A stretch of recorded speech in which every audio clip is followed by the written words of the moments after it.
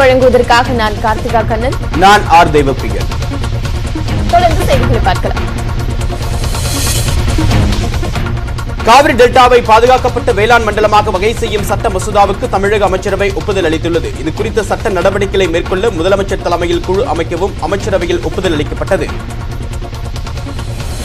Delta மாவட்டங்களில் உள்ள hydro carbon திட்டங்களை ரத்து செய்ய சட்ட முன்வடிவு கொண்டு வந்தால் வேளாண் மண்டல அறிவிப்பை திமுக ஆதரிக்கும் என எதிர்க்கட்சித் தலைவர் மு.க. ஸ்டாலின் தெரிவித்துள்ளார்.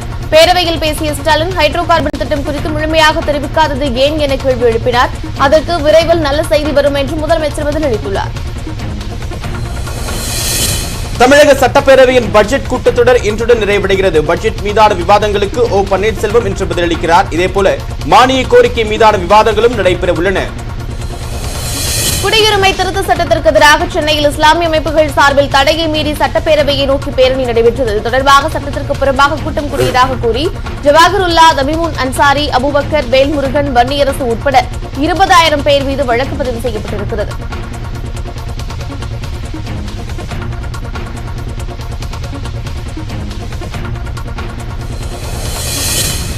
சென்னை வண்ணாரப்பேட்டையில் நூற்றுக்கணக்கானவர்கள் நடத்தி வரும் தொடர் போராட்டம் 7வது நாளாக இன்றும் தொடர்கிறது. இதேபோல கோவை, திண்டுக்கல் ஆகிய பகுதிகளிலும் தொடர் போராட்டம் தொடங்கியுள்ளது. போராட்டம் நடைபெறும் பகுதிகளில் போலீசார் குவிக்கப்பட்டுள்ளனர்.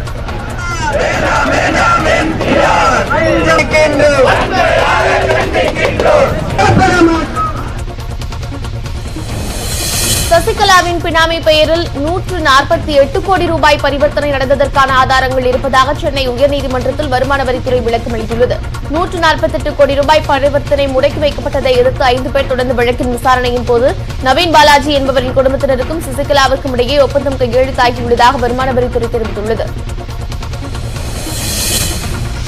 ஜப்பானில் உள்ள டைமண்ட் பிரின்சஸ் கப்பலில் கொரோனா வைரஸால் பாதிக்கப்பட்ட இந்தியர்களின் எண்ணிக்கை 7ஆக அதிகரித்துள்ளது. கப்பலில் மொத்தம் 542 பேர் பாதிக்கப்பட்டுள்ளனர். இந்நிலையில் வூஹானில் உள்ள இந்தியர்களை அழைத்து வருவதற்காக ராணுவ விமானம் இன்று சீனா செல்ல உள்ளது. பால்வளத்துறையை ஊக்குவிக்கும் வகையில் 4,558 கோடி ரூபாய் மதிப்பிலான திட்டத்திற்கு மத்திய அமைச்சரவை ஒப்புதல் அளித்துள்ளது. பிரதமர் நரேந்திர மோடி தலைமையில் நடந்த மத்திய அமைச்சரவை கூட்டத்தில் விவசாயிகளுக்கான வட்டி மானியத்தை 2%இலிருந்து 2.5% அதிகரிக்கவும் ஒப்புதல் தெரிவிக்கப்பட்டுள்ளது. இந்திய கடற்படைக்கு அமெரிக்காவிடமிருந்து 17,200 கோடி ரூபாய் மதிப்பிலான ஹெலிகாப்டர்களை வாங்குவதற்கு மத்திய அமைச்சரவை ஒப்புதல் தெரிவித்துள்ளது. இதற்கான ஒப்பந்தம் அமெரிக்க அதிபர் டொனால்டு டிரம்ப், பிரதமர் நரேந்திர மோடி ஆகியோர் முன்னிலையில் டெல்லியில் வரக்கூடிய 25ஆம் தேதி கையெழுத்தாகும் என்றும் எதிர்பார்க்கப்படுகிறது. சங்கர் இயக்கத்தில் கமல்ஹாசன் நடித்து வரும் இந்தியன் 2 திரைப்படத்தின் படப்பிடிப்பின் போது கிரேன் சரிந்து விழுந்து உதவி இயக்குநர் உட்பட 3 பேர் உயிரிழந்தனர். சென்னை பூந்தமல்லியை அடுத்த நசரத்பேட்டையில் உள்ள இபிபி பிலிம் சிட்டியில் இந்த விபத்து நடந்தது. காயமடைந்த 9 பேர் காஞ்சிபுரம் மாவட்டம் தண்டலம் சபிதா மருத்துவமனையின் அவசர சிகிச்சை பிரிவில் சிகிச்சை பெற்று வருகின்றனர்.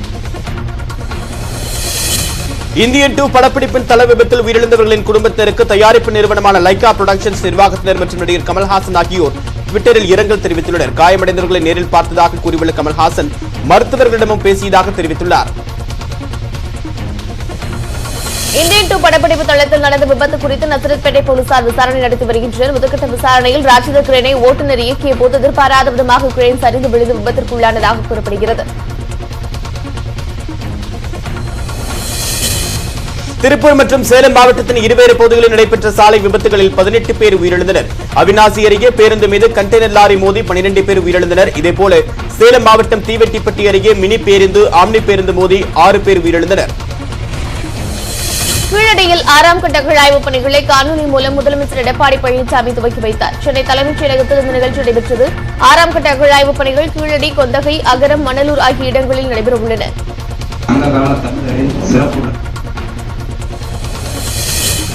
உலமாக்களுக்கு வழங்கப்படும் மாதாந்திர ஓய்வூதியம் 1,500 ரூபாயிலிருந்து 3,000 ரூபாயாக உயர்த்தி வழங்கப்படும் என்று சட்டப்பேரவையில் முதலமைச்சர் அறிவித்துள்ளார். இதேபோல் சென்னையில் ஹஜ் இல்லம் கட்ட 15 கோடி ரூபாய் ஒதுக்கிய முதலமைச்சர் உலமாக்கள் புதிய பைக் வாங்க 25,000 ரூபாய் வரை மானியமாக வழங்கப்படும் என்றும் தெரிவித்துள்ளார்.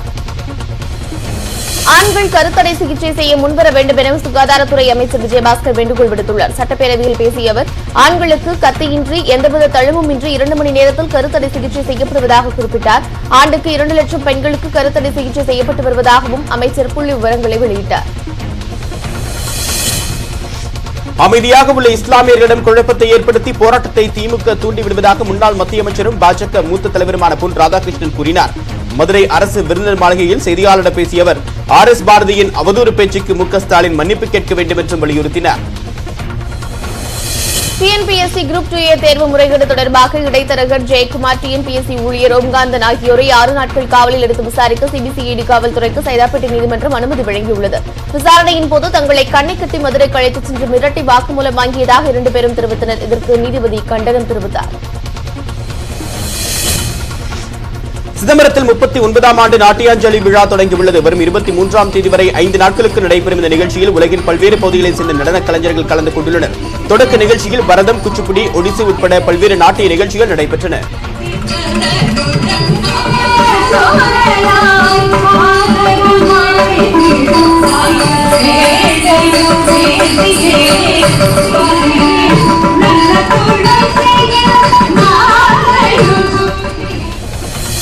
தேசிய மாணவர் படை மற்றும் அலுவலர்களுக்கான பேரிடர் மேலாண்மை திறன் மேம்பாட்டு பயிற்சி தொடக்க விழா சென்னை மாநில கல்லூரியில் நடைபெற்றது. அமைச்சர்கள் ஜெயக்குமார், RP உதயகுமார், KP அன்பழகன் ஆகியோர் பயிற்சியை துவக்கி வைத்தனர். இந்த நிகழ்ச்சியில் அமைச்சர் ஜெயக்குமார் ட்ரம்ஸ் அடித்து அசத்தினார்.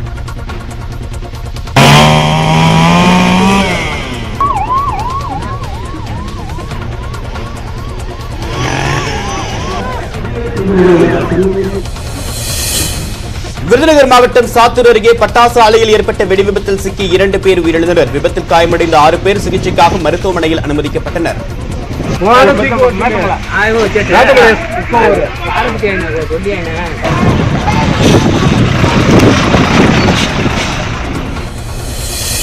டெல்லியில் கைவினைப் பொருட்களுக்கான கண்காட்சிக்கு சென்று சுற்றி பார்த்த பிரதமர் நரேந்திர மோடி தேநீர் அருந்தியதுடன் பதார்த்தங்களையும் ருசி பார்த்தார். பின்னர் கடை ஒன்றில் இருந்த இசைப் பொருட்களை கண்டு ரசித்த பிரதமர் அதனை இசைத்து பார்த்து மகிழ்ந்தார்.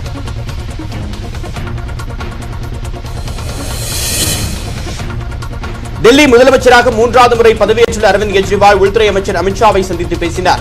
டெல்லி அரசின் வளர்ச்சிப் பணிகளுக்காக மத்திய அரசின் ஒத்துழைப்பை அமித்ஷாவிடம் கோரியதாக கெஜ்ரிவால் தெரிவித்துள்ளார். ஷாஹின்பாக் போராட்டம் குறித்து அமித்ஷாவுடன் எதுவும் விவாதிக்கவில்லை என்றும் அரவிந்த் கெஜ்ரிவால் கூறியுள்ளார்.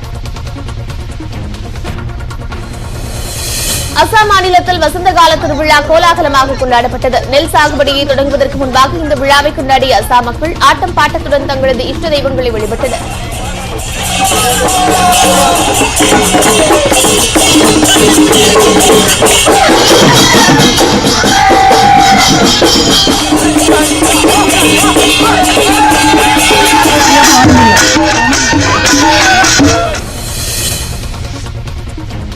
பீகாரில் இறந்து போன நாய்க்கு மனிதர்களுக்கு செய்வது போன்ற இறுதிச் சடங்கு செய்து பஷிண்டா சௌஹான் என்ற வெளிநாடு வாழ் இந்தியர் நெகிழ வைத்துள்ளார். நாயை எரித்த போது எடுத்து வைத்த அஸ்தியை பாட்னாவில் உள்ள கங்கை நதியில் அவரது குடும்பத்தினர் கரைத்தனர்.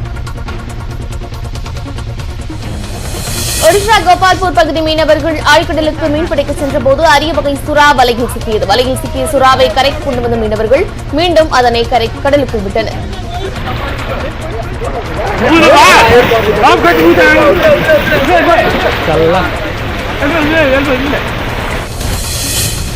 மும்பை அந்தேரி ரயில் நிலையத்தில் தானியங்கி படிகளில் மக்கள் ஏறிக்கொண்டிருந்த போது அது திடீரென்று கீழ்நோக்கி இறங்கியதால் தள்ளுமுள்ளி ஏற்பட்டது. இந்த விபத்தில் பலர் கீழே விழுந்து காயமடைந்தனர்.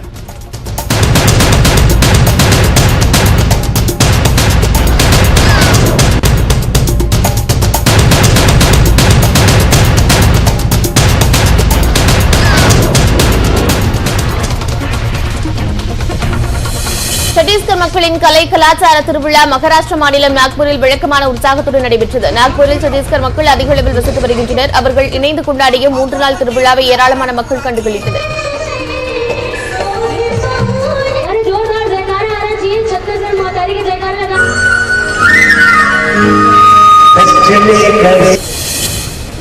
நாம் என்ன செய்கிறோம் என்பதை கடவுள் கண்காணித்து வருகிறார் என்று உணர்ந்தால் தவறு செய்வதிலிருந்து விலகி இருப்போம் என்று ஆளுநர் பன்வாரிலால் புரோஹித் கூறியுள்ளார்.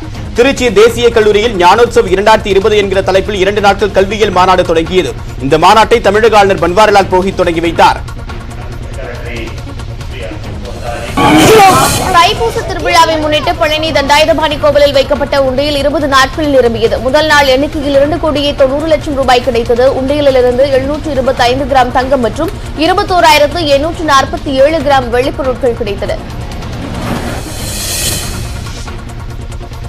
திண்டுக்கல் அருகே புகையிலைப்பட்டியில் உள்ள புனித செபாஸ்தியர் கோவில் திருவிழாவை முன்னிட்டு ஜல்லிக்கட்டு போட்டி நடைபெற்றது. இதில் மொத்தம் 750 காளைகள் அவிழ்த்து விடப்பட்டன. காளைகளை அடக்கிய வீரர்களுக்கு தங்கம், வெள்ளிக்காசுகள் உட்பட பல்வேறு பரிசு பொருட்கள் வழங்கப்பட்டன. மாநிலத்திலும் சிறப்பாக மாநில வீரர்களுக்கும்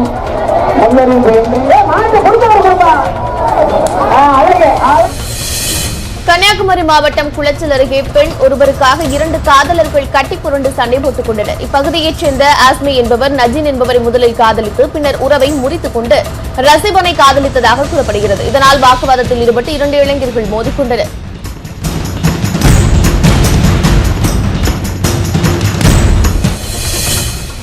ஒகேனக்கலில் காட்டு யானைகள் உலா வருவதால் சுற்றுலா பயணிகளுக்கு அச்சம் ஏற்பட்டுள்ளது. வனப்பகுதியில் உள்ள நீர்நிலைகள் வற்றியதால் சுற்றுலா தலத்திற்கு யானைகள் வருவதாக கூறப்படுகிறது. யானைகள் வருகையை தடுக்க வனத்துறையினர் நடவடிக்கை எடுக்க வேண்டும் என்று பொதுமக்கள் கோரிக்கை விடுத்துள்ளனர். திருச்சி மாவட்டம் உறையூர் கமலவள்ளி நாச்சியார் கோவிலில் சொர்க்கவாசல் திறக்கப்பட்டது. பரமபத வாசல் வழியாக எழுந்தருளிய அம்பாளை பக்தர்கள் பரவசத்துடன் வழிபட்டனர். ஆண்டுதோறும் 10 நாட்கள் நடைபெறும் இந்த உற்சவம் கடந்த மாதம் 14ஆம் தேதி துவங்கியது.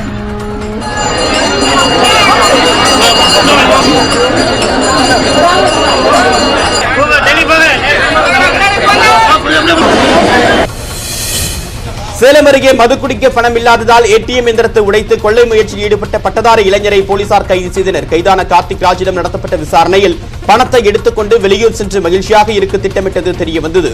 கார்த்திக் ராஜ் நீதிமன்றத்தில் ஆஜர்படுத்தி சிறையில் அடைக்கப்பட்டார். டெல்லியில் நடைபெற்ற சர்வதேச அளவிலான கிக் பாக்ஸிங் போட்டியில் காஞ்சிபுரத்தைச் சேர்ந்த 4 மாணவ மாணவிகள் பதக்கங்கள் வென்று அசத்தியுள்ளனர். டெல்லி தால்காட்டோரா விளையாட்டரங்கில் கடந்த 9ஆம் தேதி முதல் 13ஆம் தேதி வரை சர்வதேச கிக் பாக்ஸிங் போட்டிகள் நடைபெற்றன.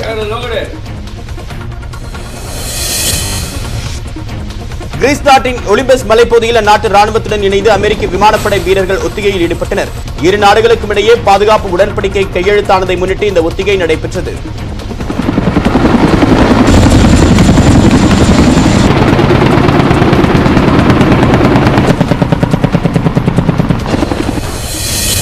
அமெரிக்காவின் மின்னசோட்டா மாகாணத்தில் உள்ள உலக மறுசுழற்சி மையத்தில் பயங்கர தீ விபத்து ஏற்பட்டது. 24 மணி நேரத்தையும் தாண்டி தீ கொழுந்துவிட்டு எரிந்ததால் அப்பகுதியை புகை மண்டலமாக காட்சியளித்தது. மேலும் கடும் காற்று மாசும் ஏற்பட்டது.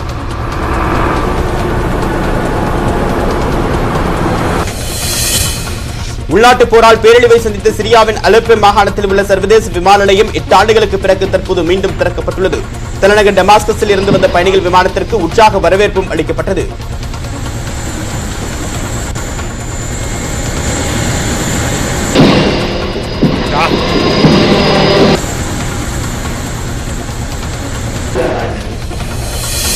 வேல்ஸ் நாட்டின் கார்டிஃப் நகரில் பணத்தை கொள்ளையடிக்க வந்த திருடருடன் முதியவர் ஒருவர் சண்டையிட்டு வெற்றி பெற்றார். அந்த முதியவர் ஏடிஎம்மில் பணம் எடுத்துக் கொண்டிருந்த போது நடந்த இந்த சம்பவத்தில் முதியவரின் தாக்குதலை எதிர்கொள்ள முடியாமல் திருடர் தப்பியோடினார்.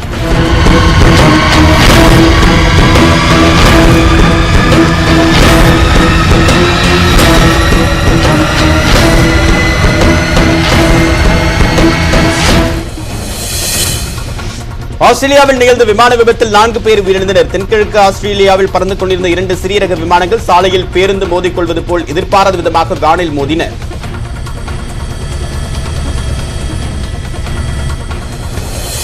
அமெரிக்காவின் மிசிசிப்பி பகுதியில் பெய்த கனமழையால் நகரமே வெள்ளக்காடாக மாறியுள்ளது. திரும்பும் திசையெல்லாம் தண்ணீர் தேங்கி நிற்பதால் பொதுமக்கள் வீடுகளிலேயே முடங்கியுள்ளனர். இதனால் மிசிசிப்பி, அலபாமா, மேற்கு ஜார்ஜியா வரை போக்குவரத்து, மின்சாரம் உள்ளிட்ட அடிப்படை வசதிகள் முடங்கியுள்ளன.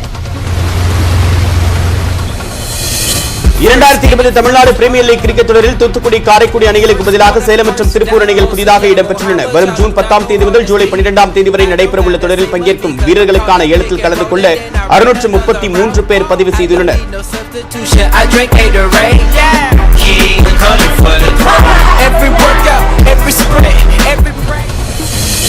ஜம்மு காஷ்மீரின் குல்மார்க் பகுதியில் பனிச்சறுக்கு போட்டி நடைபெற்றது. குளிர்கால ஒலிம்பிக்கில் இந்தியாவை மேம்படுத்தும் வகையில் இந்த போட்டிக்கு ஜம்மு காஷ்மீர் அரசு ஏற்பாடு செய்திருந்தது. இதில் மாணவர்கள் பலர் கலந்து கொண்டு பனிச்சறுக்கு செய்து அசத்தினர்.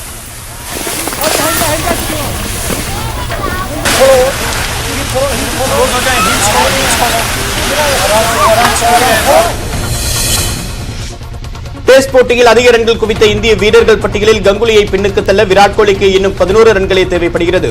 கங்குலி 7212 ரன்களுடன் 6ஆம் இடத்தில் உள்ளார். நியூசிலாந்து, இந்தியா இடையிலான முதல் டெஸ்ட் போட்டி வெலிங்டனில் நாளை தொடங்க உள்ளது. துபாய் டென்னிஸ் சாம்பியன்ஷிப் தொடரில் ஸ்பெயின் வீராங்கனை முகுருசா காலிறுதிக்கு முன்னேறினார். விறுவிறுப்பான போட்டியில் ரஷ்ய வீராங்கனை வெரோனிகாவை எதிர்கொண்ட முகுருசா 7-5, 4-6, 6-4 என்ற செட் கணக்கில் வெற்றி பெற்றார்.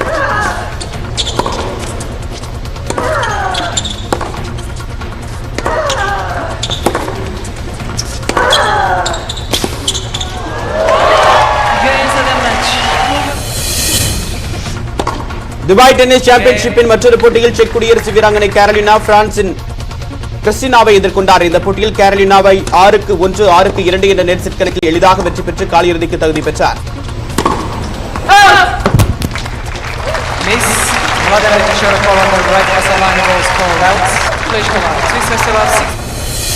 Pakistan super league T20 cricket தொடர் இன்று தொடங்குகிறது. இந்த தொடரில் முதன்முறையாக பாகிஸ்தானிலேயே அனைத்து போட்டிகளும் நடைபெறுகின்றன. மார்ச் 22ஆம் தேதி இறுதிப் போட்டி நடைபெறவுள்ளது. பல்வேறு நாடுகளைச் சேர்ந்த 450 வீரர்கள் இந்த தொடரில் பங்கேற்கின்றனர். ஸ்பெயின் நாட்டின் பார்சிலோனா நகரத்தில் ஃபார்முலா 1 பந்தயத்தை முன்னிட்டு வீரர்கள் தீவிர பயிற்சியில் ஈடுபட்டு வருகின்றனர். முதற்கட்ட பயிற்சி பந்தயத்தில் மெர்சிடிஸ் அணி வீரர் வால்டரி போட்டாஸ் பெற்ற வீரர்களை பின்னுக்கு தள்ளி முதலிடம் பிடித்தார்.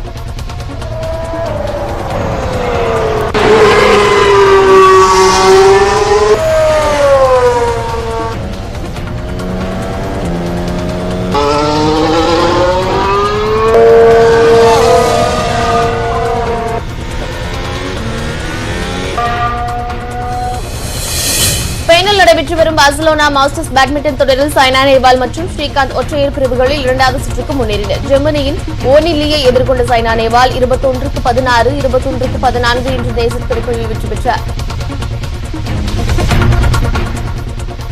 செய்திகளை பார்க்கலாம். வெங்கட் பிரபு இயக்கத்தில் சிம்பு நடிக்கும் மாநாடு திரைப்படத்தின் படப்பிடிப்பு தொடங்கியுள்ளது. இயக்குநர்கள் சீமான், சேரன் ஆகியோர் படப்பிடிப்பை தொடங்கி வைத்த காட்சிகளை படக்குழு வெளியிட்டுள்ளது. காபி ஷாப் ஒன்றில் முதற் காட்சி படமாக்கப்பட்டது. 26/20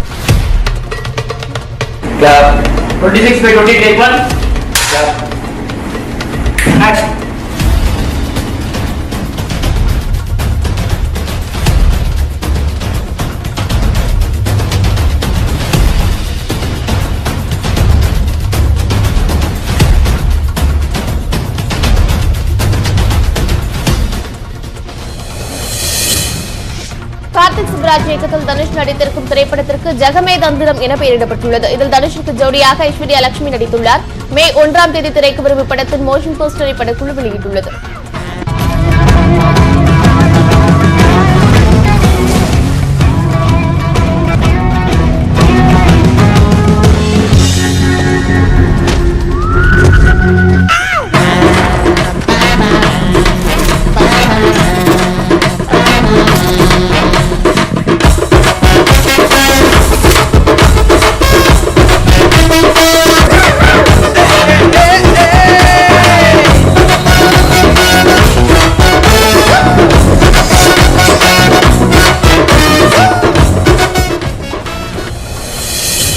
டிஸ்கவரி தொலைக்காட்சிக்காக கர்நாடகா காட்டுக்குள் பியர் கிரில்ஸுடன் நடிகை ரஜினிகாந்த் மேற்கொண்ட சாகச பயணம் தொடர்பான நிகழ்ச்சியின் மோஷன் போஸ்டர் வெளியாகியுள்ளது.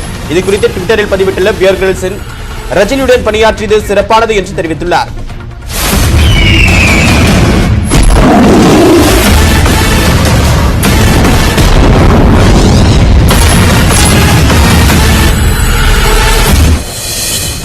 நடிகர் ஆர்யா தனது அடுத்த படத்திற்காக தீவிர உடற்பயிற்சியில் ஈடுபட்டு வருகிறார். இது தொடர்பாக ட்விட்டர் பக்கத்தில் தனது புகைப்படம் ஒன்றை வெளியிட்டுள்ள அவர் தாம் நடிக்கும் புதிய படத்தின் அறிவிப்பு இன்று மாலை 5 மணிக்கு வெளியாகும் என்று தெரிவித்தார். பிரியா கிருஷ்ணமூர்த்தி இயக்கத்தில் தேசிய விருது பெற்ற பாரம் திரைப்படத்தின் சில நிமிட காட்சிகளை படக்குழு வெளியிட்டுள்ளது. இயக்குநர் வெற்றிமாறன் தயாரிப்பில் உருவான இந்த திரைப்படம் நாளை திரைக்கு வரவுள்ளது. என்ன தருவீங்க? என்ன தருவாங்க? ஒரு 25 ரூபா வாங்கிக்க. 25 ரூபாய் செய்வாங்களா? எம்பிட்டு 25 ரூபாய்க்கு மேல இந்த காலகட்டத்தில் 25 ரூபாய்க்கு யாரும் வர மாட்டாங்களா?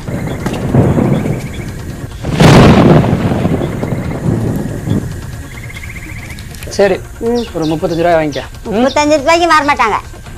என்ன அது வந்து தொடச்சு விட்டு போற என்ன? அப்ப நீங்களும் செஞ்சுக்கலாமா அந்த வேலையை? என்னையா கூணும்? சரி, ஒரு 45 ரூபாய் வாங்கிக்க. 45 ரூபாய்க்கு வேணாம், 5 ரூபாய் உங்களுக்கு என்ன வந்துருது? 50 ரூபாய் சேர்த்து கொடுங்க. 45 ரூபாய் வாங்கிக்க. என்னால செய்ய முடியாது, எனக்கு வேற வேலை இருக்கு. கிரிக்கெட் வீரர் ஹர்பஜன் சிங் நாயகனாக நடிக்கும் ஃப்ரெண்ட்ஷிப் திரைப்படத்தில் நடிகர் சதீஷ் இணைந்துள்ளதற்கு ஹர்பஜன் வரவேற்பு தெரிவித்துள்ளார். தமிழ் புலவர் ஹர்பஜனுடன் இணைவது மகிழ்ச்சி என சதீஷ் பதிவிட்ட ட்வீட்டிற்கு பதிலளித்த ஹர்பஜன், தம்பி நீங்க ஸ்ரீவில்லிபுத்தூர் பால்கோவா போல இருக்கீங்க என கூறியுள்ளார்.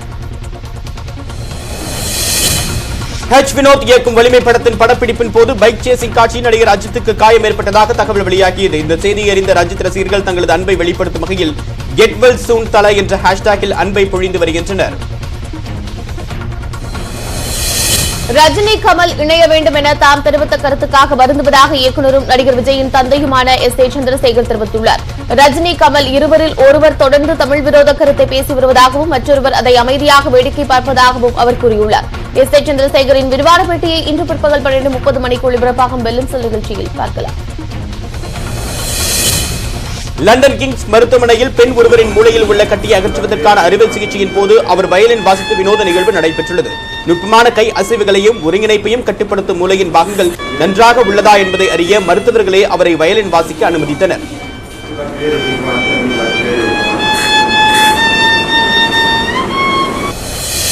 ஹவாய் தீவில் பிளேக் வாலண்டாய் என்ற சாகச வீரர் 2 அடுக்குமாடி கட்டிடங்களுக்கு இடையே கட்டப்பட்ட கம்பி படத்தில் நடந்து சாகசம் படைத்தார். கரணம் தப்பினால் மரணம் என்ற சூழலில் கையில் ஒரு குச்சியை மட்டுமே வைத்துக் கொண்டு எந்த பாதுகாப்பு உபகரணமும் இன்றி அவர் நடந்து சென்றது மனதை பதைக்க வைக்கும் வகையில் இருந்தது.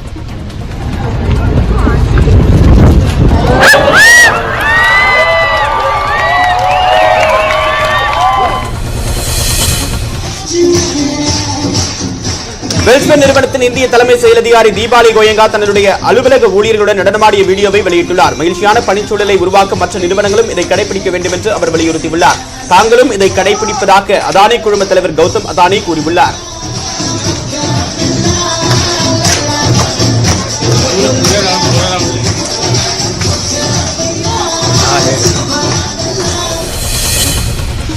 வித்தியாசமான ஐடியாக்களையும் திறமைசாலிகளையும் ட்விட்டரில் பாராட்ட தவறாத மஹிந்திரா குழும தலைவர் ஆனந்த் மஹிந்திரா தற்போது புதிய வீடியோ ஒன்றை பகிர்ந்துள்ளார். அதில் மிக குறுகிய இடத்தில் எளிதாக காரை பார்க் செய்ய ஒருவர் பயன்படுத்தி வரும் டெக்னிக்கை பாராட்டியுள்ளார்.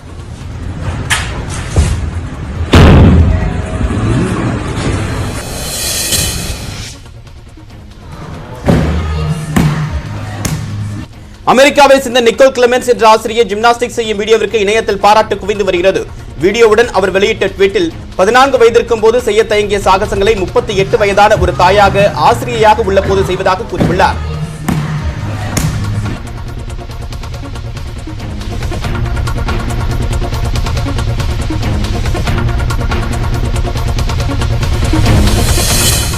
இங்கிலாந்தில் முன்பின் தெரியாதவர்களை பாடல் பாட வைக்கும் சேலஞ்சுக்காக எடுக்கப்பட்ட வீடியோவினால் பெண் ஒருவர் பிரபலமடைந்துள்ளார். ஷாரன்வேட் அவுபரி என்ற அந்த பெண் பாப்பாடகி லேடி காகாவின் பாடலை தத்ரூபமாக பாடி நெட்டிசன்களின் மனதில் இடம் பிடித்துள்ளார்.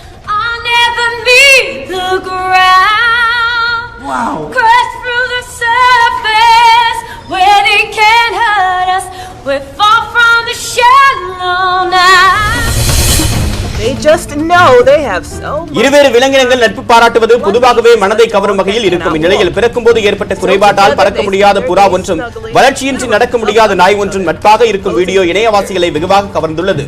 They live at a shelter called the Mia Foundation upstate in Hilton, New York. Let's hope the lucky family who gets to adopt one also adopt. Smart போன்களை அதிகம் பயன்படுத்துவது மூளையில் பாதிப்பை ஏற்படுத்தும் என்று ஜெர்மனியில் நடைபெற்ற ஆய்வில் தெரியவந்துள்ளது. போதைக்கு அடிமையானவர்களின் மூளையில் என்ன விதமான மாற்றங்கள் ஏற்படுமோ அதே வகையில் ஸ்மார்ட் போனுக்கு அடிமையானவர்களின் மூளையிலும் மாற்றங்கள் ஏற்பட்டிருந்தது.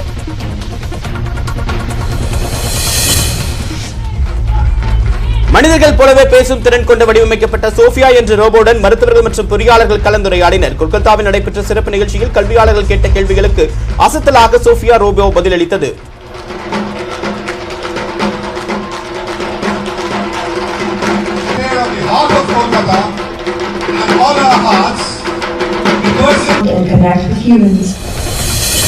மனிதர்களை சுமந்து கொண்டு பறக்கும் நவீன ட்ரோனின் அறிமுக நிகழ்ச்சியில் அந்த ட்ரோன் சுற்றி சுழன்று பறந்து அசத்தியது. 16 அடி நீளமுள்ள இந்த ட்ரோன் 160 கிலோ வரை எடையுடைய ஒருவரை சுமந்து கொண்டு மணிக்கு 140 கிலோமீட்டர் வேகத்தில் பறக்கும் வகையில் உருவாக்கப்பட்டுள்ளது.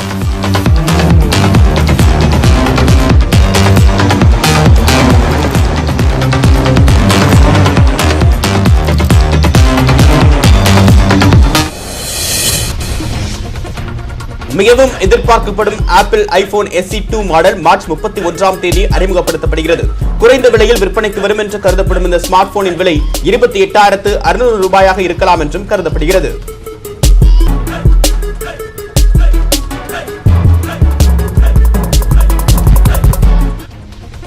இத்துடன் விறுவிறு செய்திகள் நிறைவு பெறுகின்றன. ஒரு சிறு இடைவேளைக்கு பிறகு வணக்கம் தமிழ்நாடு பகுதியில் மீண்டும் சந்திக்கலாம். எதனாலும் கேட்டா தூக்க